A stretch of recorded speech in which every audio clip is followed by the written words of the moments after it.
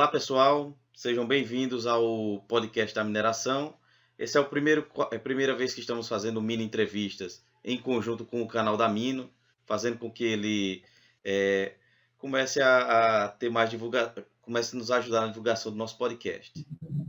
Nos quadros mini entrevistas a gente sempre traz profissionais de grande gabarito do cenário nacional e dessa vez trouxemos o nosso amigo Carlos Roenick, que é um profissional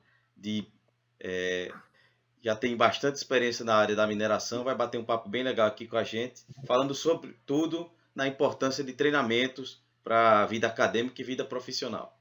Lembrando que o podcast é uma iniciativa da Mino Mind Innovations e meu nome é Johnny Peterson. Vou passar para o meu amigo agora, Enio Flávio.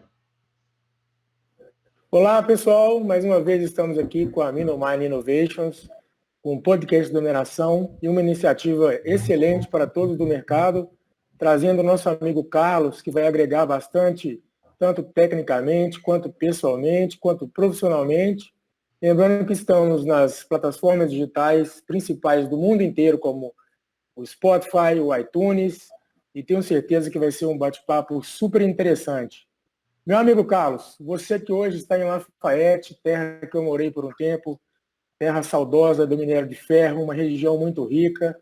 Apresente-se, fale um pouco sobre você para a gente. Johnny, vocês nem imaginam o prazer que é poder estar aqui com vocês, tá? Tendo essa participação nesse podcast da Mino Innovations. Eu sempre admirei o Johnny pelo trabalho dele, o Enio eu estou conhecendo agora. E eu comecei minha carreira em 1976, tá? Como profissional. Mas eu conheço mineração desde que nasci. Então, eu falo que tem minério de ferro correndo nas minhas veias, porque eu nasci dentro de uma vila da CSN, antiga Casa de Pedra, hoje não existe mais. Existe a mineração, mas a vila não existe mais. Mas isso aí me direcionou, tá? Para estar buscando o que é conhecimento na área mineral. Tá?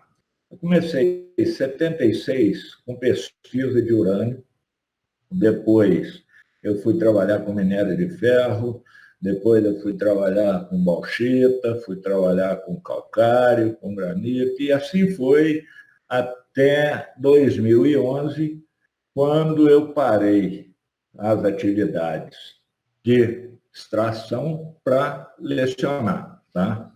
Então, nessa época, eu entrei no Senai como instrutor de formação profissional, num curso de técnica de mineração que estava sendo implantado, e tive uma satisfação muito grande de poder levar conhecimento a pessoas que não tinham assim, ideia nenhuma do que era mineração. Primeiramente, foi no aprendizagem, né, curso de aprendiz de mineração. Então, você pega um pessoal numa faixa de idade assim, bem novinha, e ali você consegue ver que tem algumas pessoas que vão despontar e vão fazer um diferencial e crescer. Tá? Então, a minha carreira, a minha vida, ela sempre foi mineração. Algumas vezes eu tentei parar totalmente, mas, infelizmente ou felizmente, eu não consigo ficar longe. Quando eu passo perto de uma mina, eu chego a arrepiar. Tá? Às vezes, como foi aqui, o Enio conhece bem aqui a Vale, aqui em Congonhas, e você indo para Belo Horizonte, você passa em várias minas, às vezes eu costumo parar o carro para observar se estão operando direito ou não. Né? E na parte de instrução, foi muito gratificante e, por um certo lado, foi frustrante. Nós vamos, no decorrer aí da nossa conversa, nós vamos poder detalhar um pouco mais isso, tá? O que foi gratificante e o que foi frustrante nisso aí. Tá? Beleza, então. E concluindo também a apresentação do Carlos, ele dá cursos online também na plataforma EAD chamada sigmatreinamentos.com.br, fazendo aí o anúncio portal dele. Ele tenho certeza que na nossa fala ele vai falar também sobre esse portal. E vamos começar aqui a nossa primeira pauta, né? A primeira pauta seria a importância de treinamentos tanto na graduação quanto na vida profissional. Rapidamente, pessoal, todos os cursos, quando no caso do estudante, tanto o curso técnico quanto graduação, quando ele está perto de se formar, ele precisa, não digo se expor para o mercado, porque ele está na vitrine quando está estudando, invariavelmente todo mundo vai ter um diploma, então a forma dele se destacar é fazendo esses cursos, sobretudo agora com essas plataformas que YouTube você já consegue fazer cursos de graça, mas tem plataformas como a Sigme, como outras, que tem cursos de qualidade, cursos que podem ser, cabe no bolso do estudante e também do profissional, é extremamente importante. Porque quando você faz um curso e aprende aquilo que está sendo ensinado, o próprio recrutador vai saber dessa informação. Ele sabe, ele conhece quais são as melhores plataformas, quais não são. E numa entrevista técnica, quem vai lhe entrevistar vai saber o que está perguntando. Então, façam sempre esses cursos, aprendam. Existem softwares hoje que são gratuitos. Baixem esses softwares, aprendam, baixem os aplicativos. Então, isso é o que é o mais importante. Aprendam sempre e, na dúvida, busquem profissionais, busquem e-mails, mandem e-mail para profissionais que eles têm todo o prazer em tirar essa dúvida. Carlos, para você, qual a importância de treinamento na graduação? Desculpa. Qual a importância de treinamento? Eu queria começar isso aí. Eu sei que o nosso tempo não é muito longo, assim, então eu fiz um resumo rápido aqui. Eu queria começar com uma fala que eu ouvi. Eu fui numa inauguração assim não seria uma inauguração, no lançamento de uma pedra fundamental do IF de Minas Gerais, na cidade de Arcos, e tive a oportunidade de assistir a palestra do reitor. E na época ele falou uma coisa que ficou na minha cabeça, e isso está até hoje.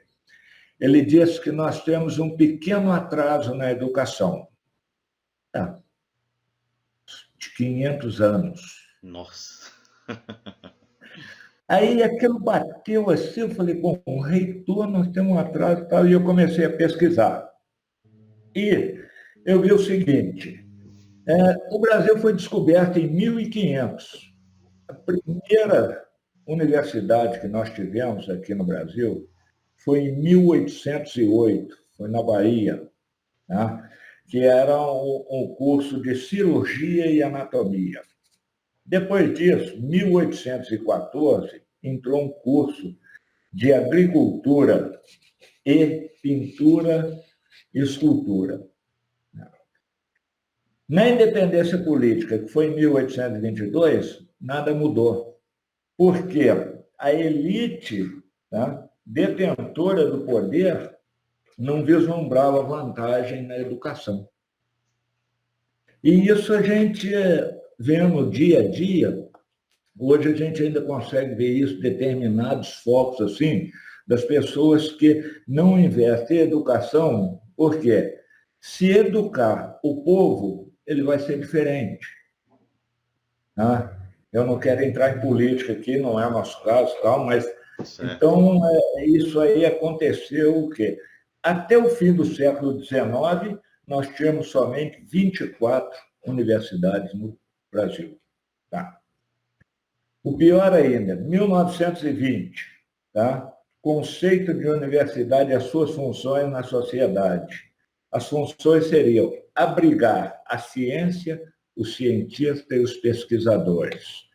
Recentemente eu vi uma palestra de um pesquisador da USP, tá? Ele falando sobre o grafeno, e ele falou, não existe mão de obra.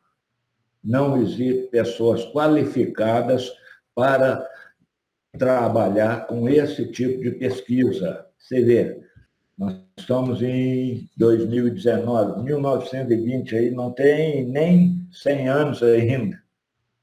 E as coisas não funcionavam. Aí eu continuei, 1931 a 1945, disputa entre o Estado laico e a Igreja Católica para ver quem é que dominava as universidades. 1945 a 1968, e aí nessa época eu já começo a me inserir no contexto, teve uma época lá que eu fui expulso da escola, quase enquadrado na lei de segurança e tal, essas coisas de estudante, né? Mas existia um movimento estudantil e de professores em defesa do ensino público. Então, você vê, o que ele falou, ele não estava errado. Por quê? 1968 foi ontem. Então, 500 anos de atraso aí, ó, de postergação. Aí eu fui pesquisar outros países para ver. Estados Unidos, a primeira universidade, 1636, Harvard. Oxford, na Inglaterra, foi fundada em 1096. A Universidade de Paris, 1170. Cambridge, 1209. Universidade de Coimbra, em Portugal, nossos colonizadores, 1290. Universidade na Alemanha. A Alemanha me chamou a atenção, porque foi 1388, 1386, 1402, 1409, 1419 e por aí afora. Então, o que eu vejo é o seguinte, nosso país não tem uma cultura voltada para educação e pesquisa. Tem-se uma fachada, né, de educação, mas investimento nessa área e formação de mão de obra, nós estamos engateando ainda. Por quê? Porque isso vem da colonização, tá? Essa parte assim de não vamos instruir o povo, porque um povo instruído é um povo que pode mudar as regras no país. Entendi. Ou seja, vamos pensar dentro da caixa. E esse pensar dentro da caixa levou o quê? A uma geração, 2, 3 gerações a não evoluírem, a ficarem ali com o arroz e feijão. Você vê a mineração agora, está começando a aparecer novas tecnologias, mas até algum tempo atrás aí era o básico lá, quando falava, eu lembro quando introduziram a escavadeira hidráulica na coisa, todo mundo fala, não, isso só serve para abrir estrada. E isso tem muito pouco tempo. Tá? Então, o que precisa? Uma aceleração grande nessa parte. Agora, é o Estado que tem que fazer isso? Não. Não é o Estado, é a pessoa que tem interesse em crescer. É aquele que quer fazer um diferencial, é aquele que quer ser alguém na vida e ser diferente. Ou seja, ele tem que sair fora da caixa e buscar conhecimento. Né? Essa é a parte principal. Porque você pegar um aluno, tá? Pagar ele, para ele estudar, ele senta na sala de aula, fica quietinho lá, porque no fim do mês ele vai no banco e saca o dinheiro dele. Mas ele não aprende. Agora, você pegar um que quer crescer, que quer ir para frente, que quer aprender e levar ele para a escola, esse aí é um diferencial. Tá? Então, eu acho que a cultura educacional nossa está muito atrasada. E as pessoas se acomodaram com isso. São poucos, você vê, você tem uma experiência grande na área aí, o Enio também diz que sim, você depara, às vezes, com profissionais, tá, que não correspondem àquilo que se espera deles. O cara tem o título, tem o diploma, mas ele não tem o conhecimento. Por quê? Porque ele não tem interesse em buscar o conhecimento. E hoje, esse conhecimento, ele é fato. Tá? Você tem ele na internet, você tem livros, você tem cursos gratuitos, você tem YouTube. Você tem um leque de opções tão grande, mas tão grande para buscar o conhecimento, que não tem explicação para se ouvir determinados pesquisadores. Nós não temos mão de obra. Tá? Entendi. Muitas vezes você vai fazer uma seleção de um profissional lá, na sua área lá, você recebe 200, 300 currículos. Quando você faz a análise de peneira aquilo lá, sobra um, dois, mesmo assim, às vezes não atende 100%.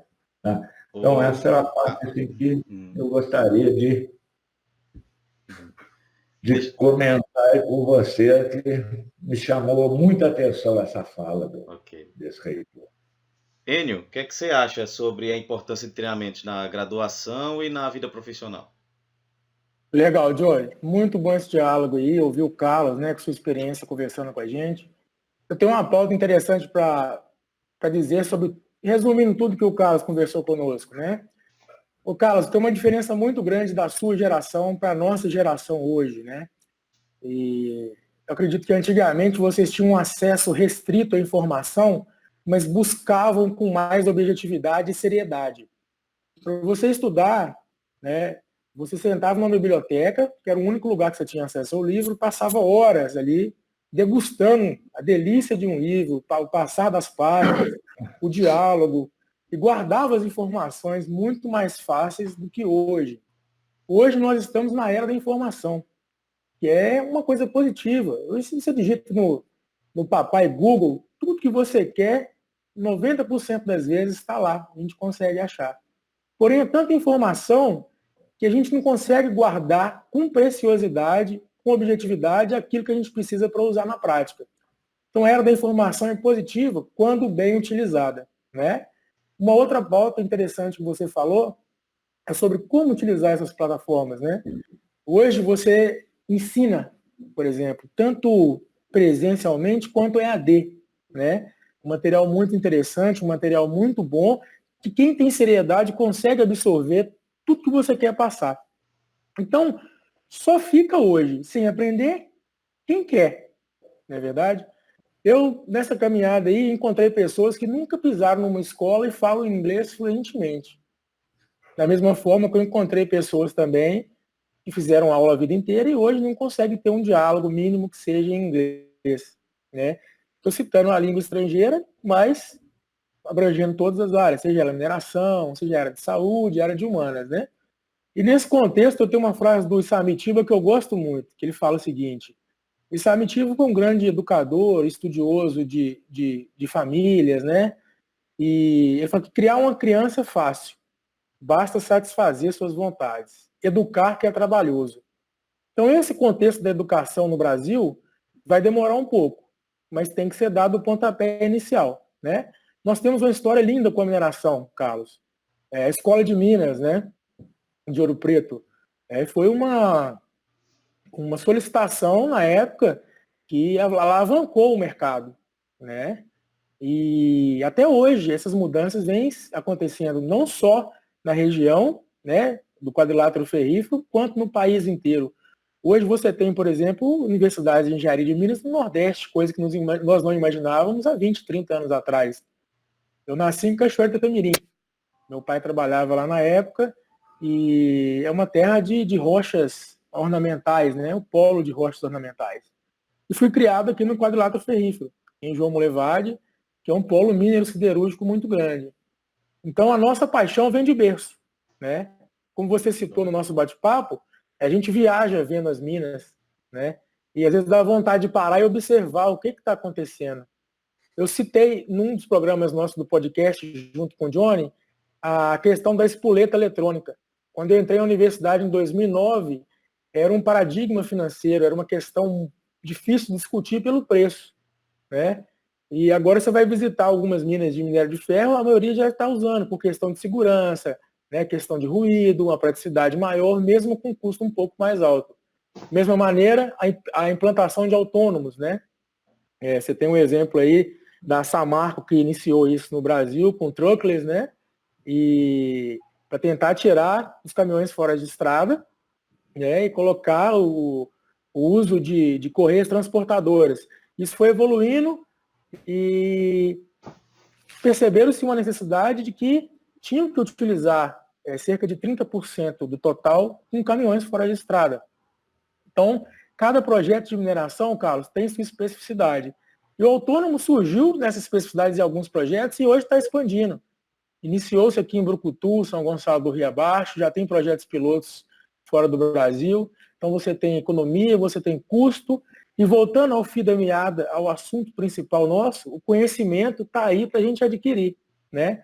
Basta a gente usar as redes sociais, o LinkedIn, ouvir os podcasts que estão disponíveis, assistir os vídeos no YouTube, compartilhar e fazer bons contatos, assim como eu e o Johnny estamos tentando fazer esse programa junto com você, que é um cara bastante experiente. Resumidamente, Johnny, era essa pauta que eu queria seguir, seguindo o que o Carlos conversou conosco. E você, Johnny, o que você acha em relação a isso? Vocês falaram sobre a criação dos cursos de Minas, né? Aí eu lembrei quando eu fiz a primeira disciplina de engenharia de Minas, lá em 2003. O professor falou sobre a história dos cursos, aí falou que Campina Grande, na verdade, era o FPB, Federal da Paraíba, e depois ficou a Universidade Federal de Campina Grande. Mas o curso de engenharia de Minas mesmo lá começou na década de 70, já finalzinho da década de 77, junto com sua prima irmã aqui, a Federal de Pernambuco. Então, realmente, quando nós já fizemos um podcast sobre isso, que foi sobre a evolução já pegando o gancho da próxima pauta, que é tecnologia. A gente fez esse podcast falando sobre indústria 4.0, onde nós vimos que a curva de tecnologia começou a subir na década de 90. Que aí foi quando eu comecei a aprender informática, meu irmão me ajudou nessa questão, me apresentou o computador em 92. De lá para cá teve uma evolução muito grande, sobretudo na parte de software, desenvolvimento. Então, e como vocês falaram muito bem, era muito restrito. As linguagens de programação que eu aprendi era no livro, era escrevendo o código na mão. Depois de muito tempo é que eu levava para compilar ele para ver se ele funcionava. Hoje em dia já tem compiladores online, já tem tipos de tecnologias na palma da mão, com o smartphone, com o celular, com o iPhone. Então, teve esse crescimento exponencial da tecnologia. Mas a questão é, como o Enio falou e como o Carlos bem abordou, qual tipo de conhecimento buscar? Qual é a melhor tecnologia? Eu tenho, para que eu vou? Eu bato muito isso na tecla quando eu dou palestras. Eu pergunto, gente, tentem utilizar o que vocês têm de tecnologia hoje que está acessível e tentar tangir um produto. Como é que eu vou utilizar esse produto esse aplicativo, esse software na minha realidade? Isso vai melhorar o meu serviço?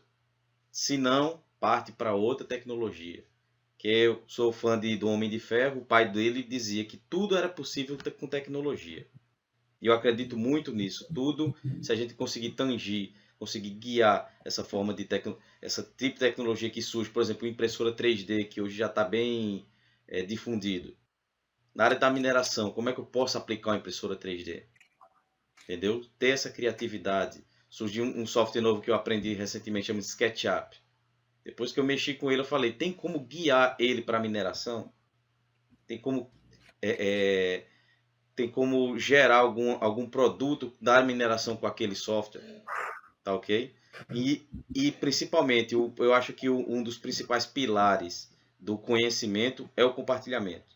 Desde o tempo de escola, eu sempre achei que ensinando a gente aprende mais. E com o Enio e com o podcast, a gente está aí levando esse conhecimento de forma simples, clara, rápida, ágil, nas plataformas de podcast e aqui agora no canal do YouTube. Eu acredito que esse compartilhamento quem vai ganhar é nossos ouvintes, tá ok?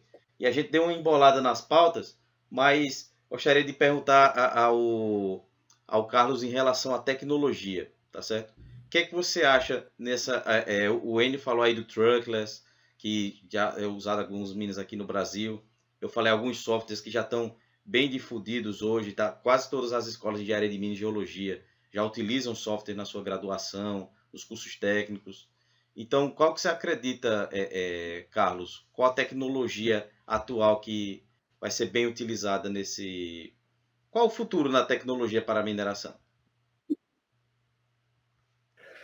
Bom, antes de eu falar da tecnologia, eu pedi desculpa ao Enio aí, que eu esqueci de citar a Escola de Minas de Ouro Preto, que foi uma das primeiras aí, e famosa até hoje. E eu queria só abrir o parênteses para dizer o seguinte, na minha época, como você bem disse, a gente tinha que dedicar os livros, então não tínhamos essa tecnologia e esse acesso à informação que você tem hoje. Tá? Mas existia uma coisa diferente ali, tá? Que era o aluno era disputado na porta da escola quando ele formava. Então, você tinha Petrobras, você tinha CPRM, você tinha outras empresas que ficavam na porta da escola esperando ele sair para... Eles não ficavam desempregados. Hoje, você tem uma tecnologia muito grande disponível, tá? E um número de escolas grandes, mas, em compensação, tá? Você não tem... As pessoas parecem que se perderam no tempo com o excesso de informação. Né? Isso aí, eu acho que, como o Johnny disse, em 1990 ele conheceu o computador e fazia programação na mão. Eu ainda tenho meus livros de programação em Basic, até hoje, em 2 aí guardados, que eu escrevia também. Eu conheci um computador um pouquinho antes de você, né? 1960, 60 e poucos, aqueles pequenininhos que você escrevia print e tal. Isso aí faz o quê? Com que você, desde cedo, você programe o seu cérebro para direcionar o que é informação útil e informação inútil. Tá? Porque na rede hoje você tem uma quantidade enorme de informação inútil. Como tem vários cursos em EAD, que a pessoa bota o curso lá para ganhar o dinheiro. Ela não quer aprofundar o conhecimento das outras. Tem muito picareta nesse mercado aí, vou ser franco com você. E tem pessoas sérias. E, às vezes, você cai na mão do picareta desse e desacredita de todos os outros EAD. Eu formei gestão ambiental agora em 2014, eu não tinha condições de estar aí na faculdade todo dia, eu fiz meu curso de EAD, né? E estudava, sentava, ouvia as aulas, pegava da apostila, comprava livro e tudo. Quando eu estava lecionando, e aí eu falando das novas tecnologias, os autônomos, que você citou muito bem aí,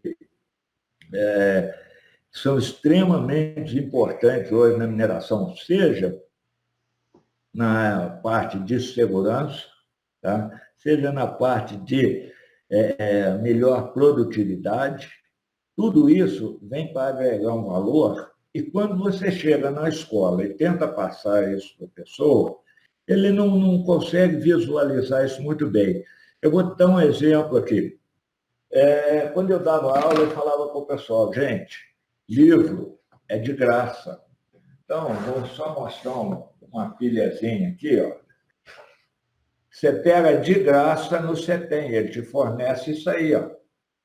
Tá? Fora os outros, você pode fazer o download e ter. Então, você tem, ó, recursos minerais, tá? Recursos minerais de sustentabilidade. Você tem, quer mexer com agregado, tudo, você tem isso tudo. Isso aqui, que foi o tema de um dos podcasts, aí, ó, é grátis. Tá? Você não precisa comprar. Tratamento de minério, como faz? É grátis, você não precisa comprar. Olha a grossura desse bicho aqui, ó.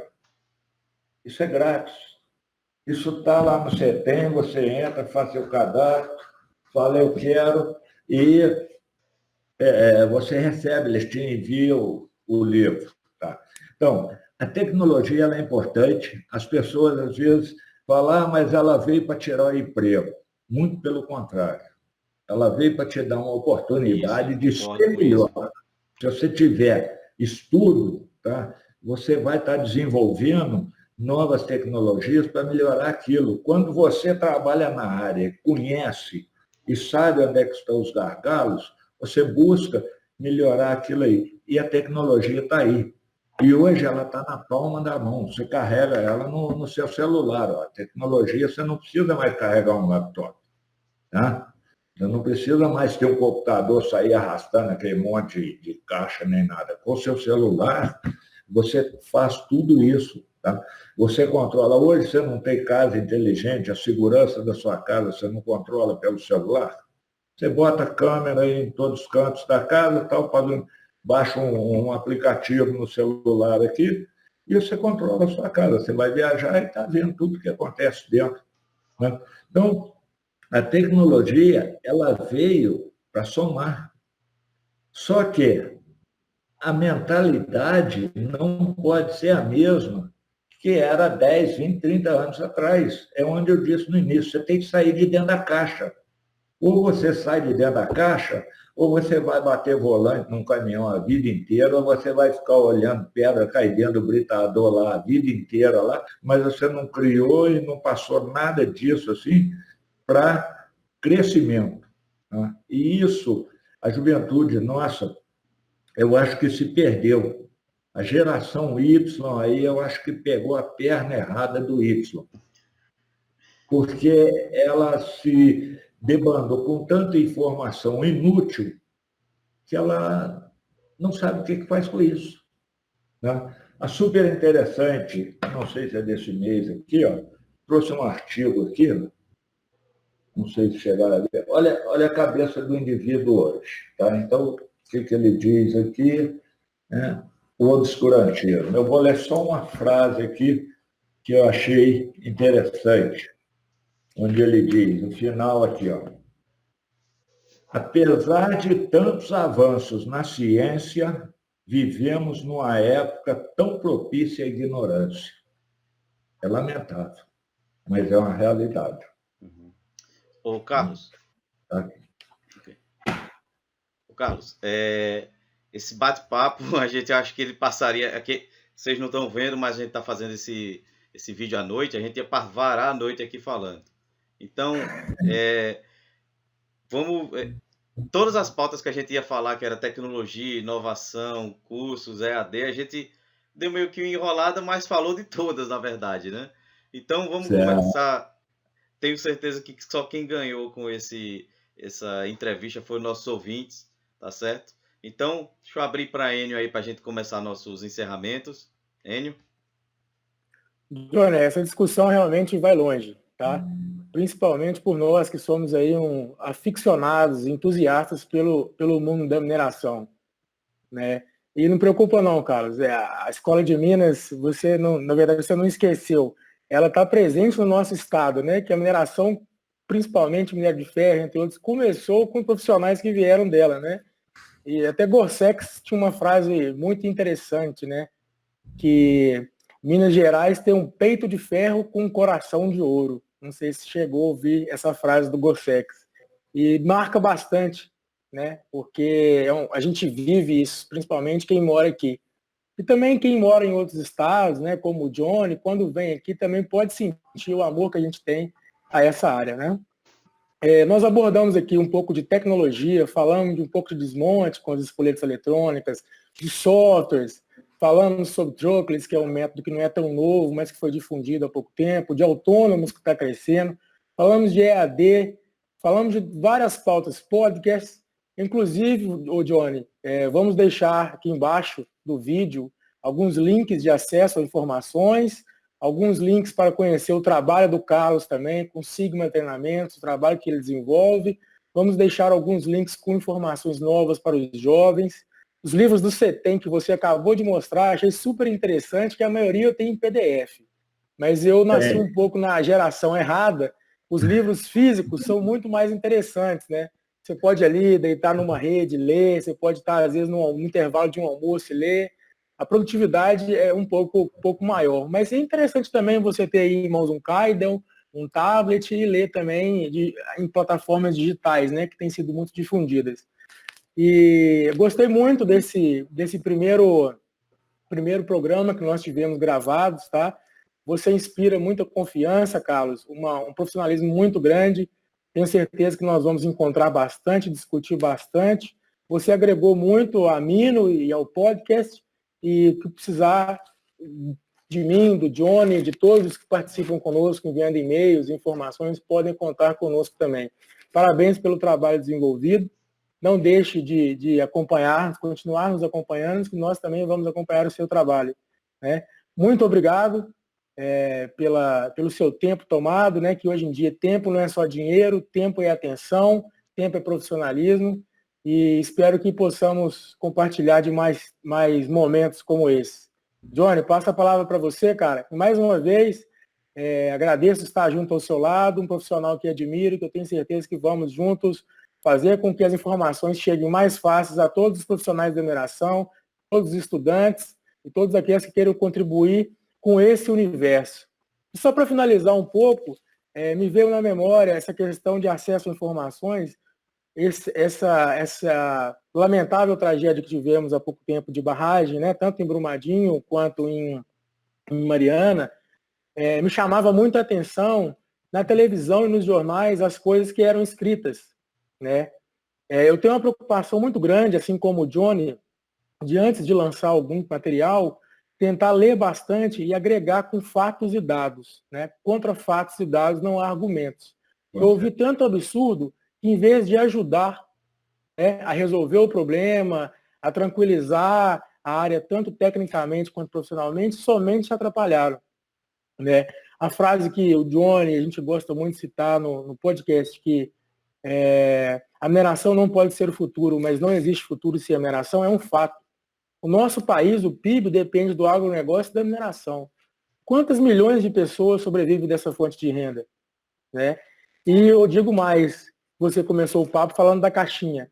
A caixinha está cada vez mais apertada, cara, né? A gente precisa sair dela o quanto antes para difundir essa informação, ser menos egoísta, ser menos arrogante, ser menos orgulhoso e nos unirmos em congressos, em feiras, né, em materiais online e contribuir. Porque antigamente buscávamos profissionais nas portas das universidades. Hoje, nem se a gente for na porta da empresa, a gente tem a oportunidade de ser ouvido, né? Então vamos nos unir, vamos continuar fazendo esse trabalho e muito obrigado mais uma vez pela sua participação. Carlos, agora você com a palavra. Minutos finais. Eu só tenho a agradecer, mas antes esse é aquele negócio, a noite é uma criança.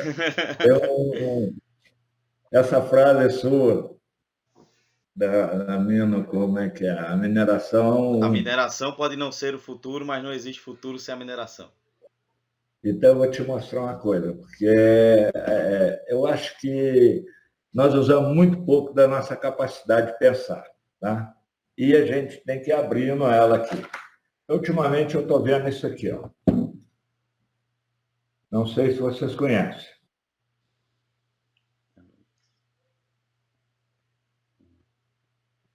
Eram os deuses astronautas. E aqui eu marquei uma coisa interessante aqui, onde ele diz aqui, ó, que a fim de criar a raça humana, como faltava mão de obra para a extração de ouro nas minas.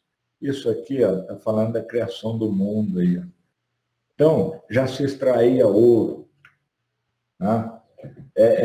Você fez um podcast sobre o ouro aí, e é uma coisa interessante. Se você ler a Bíblia lá, quando Abraão tirou... Abraão, Moisés, eu faço confusão com eles lá, mas que tirou os escravos do Egito lá, eles fizeram um bezerro de ouro. Aí você fica imaginando, pô, onde é que tinha tanto ouro assim? Ou seja, a mineração, ela transcende, ela não é de ontem. Tá? Não adianta ficar batendo, a mineração agride o meio ambiente. Eu fiz gestão ambiental para poder rebater todas essas críticas que falam que a mineração agride o meio ambiente. Eu trabalhei num projeto na Amazônia lá, que a gente desmatava uma parte e logo depois que terminava a lavra, tá, você já tinha uma floresta nova, com plantas nativas da região crescendo. É um projeto bonito de reflorestamento da área lavrada. E isso hoje, todas as minerações estão envolvidas com isso, porque é lei, é obrigação. Então, as pessoas, como você disse, a caixa está ficando apertada. Ou pula fora, ou ela vai tampar e alguém vai dar descarga nesse negócio e vai se perder essa curva. Tá? No mais, eu quero agradecer muito a vocês. Estou aí disposto, a hora que precisarem, quiserem, eu tiver a oportunidade de um outro papo aí.